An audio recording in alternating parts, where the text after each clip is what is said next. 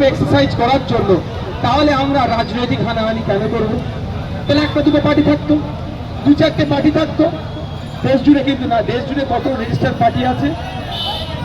2,500, 2,050 2,500 রাজনৈতিক দল আমাদের দেশে আছে। আমি ইলেকশন কমিশন অফ ইন্ডিয়ার গাইডলাইন অনুযায়ী বলছি। এটা আমাদেরকে বুঝতে হবে। তাহলে দেশের মানুষকেও কন্টেস্ট করার জায়গা দিয়েছে। সর্বোপরি যে আমাদের দেশের এখন প্রধানমন্ত্রী আছে, নিজেকে চা বিক্রেতা দাবি করে, তবে কোথায় চা বিক্রি করেছে আমি জানি না, কিন্তু আমি তর্কের খাতিরে যদি ধরেও নিই সত্যিকারের উনি একজন চা বিক্রেতা, তাহলে বলুন দেশের প্রধানমন্ত্রী, 140 কোটি মানুষের যিনি প্রধানমন্ত্রী, তাহলে গণতন্ত্র এতটাই শক্তিশালী একজন চা বিক্রেতা ওই জায়গায় যেতে পারে? এটা আমাদের গণতন্ত্র।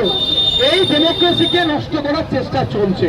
তাই আমাদের পূর্বপুরুষ বিনয় বাদল দীনেশ, আশফাকুল্লাহ, বিরসা মুন্ডা, ক্ষুদিরাম, আপনার গান্ধীজি, পৃথ্বীর আবু বকর সিদ্দিক, নেতাজি থেকে শুরু করে হাজার হাজার লাখো লাখো আমাদের পূর্বপুরুষেরা তথা স্বাধীনতা সংগ্রামীরা লড়াই করেছে।